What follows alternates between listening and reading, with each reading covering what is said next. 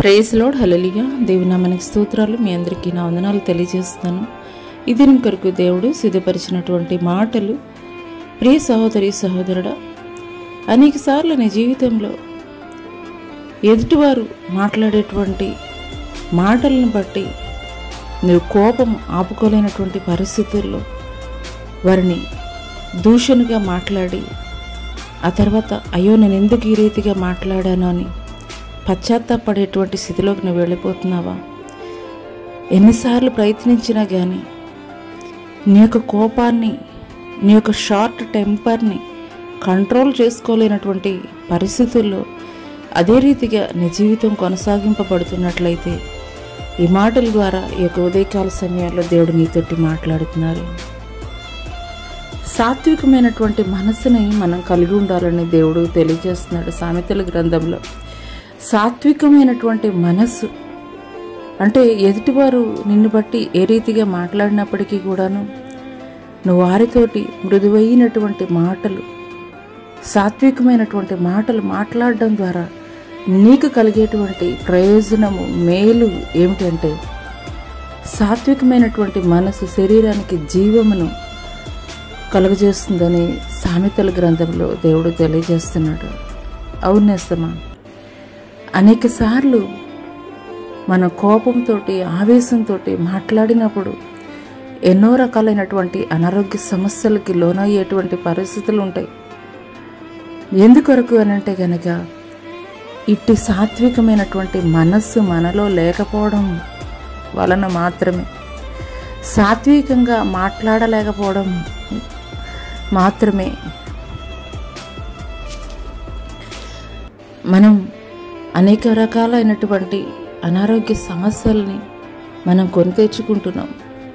అంత మాత్రమే కాదు, దేవుడు తెలియజేస్తున్నాడు మత్తయి సువార్తలో ఆయన కొండ మీద చెప్పినటువంటి ధన్యతల్లో సాత్వికులైనటువంటి వారు భూలోకాన్ని స్వతంత్రించుకుంటారని దేవుడు తెలియజేస్తున్నాడు. సాత్వికమైనటువంటి మనసు ఎవరైతే కలిగి ఉంటారో వారు ధన్యులు అని దేవుడు మాట్లాడుతున్నారు. దేవునితోటి ధన్యులు అని కొనియాడబడేటువంటి ఆ యొక్క మనస్సు నేను కలిగి ఉండాలి, దేవుని ద్వారా నేను కొనియాడబడాలి అని నీవు అనుకుంటున్నట్లయితే ఖచ్చితంగా సాత్వికమైనటువంటి మనస్సు నీవు కలిగి ఉండాలి. అప్పుడు నిన్ను గురించి దేవుడు ధన్యురాలు, ధన్యుడని ఆయన పలుకుతాడు. అంత మాత్రమే కాదు, సాత్వికమైనటువంటి మనస్సు ప్రపంచాన్ని జయించగలిగేటువంటి శక్తి కలిగి ఉంటుంది. హల్లెలూయా. లోకాన్ని జయించగలిగేటువంటి శక్తి కలిగి ఉంటుంది. ఈ ఉదయకాల సమయంలో దేవుడు ఈ మాటలు నా కొరికే మాట్లాడుతున్నారని నీవు విశ్వసించగలిగినట్లయితే ఇంతవరకు కూడాను నీకు వ్యతిరేకంగా మాట్లాడేటువంటి వ్యక్తుల యొక్క మాటలను బట్టి నీ యొక్క కోపాన్ని కంట్రోల్ చేసుకోలేనటువంటి పరిస్థితుల్లో ఉన్నట్లయితే మరి దేవుడు తెలియజేస్తున్నాడు, మరి మత్సరము ఎముకలకి కొళ్ళు అని. హల్లెలూయా.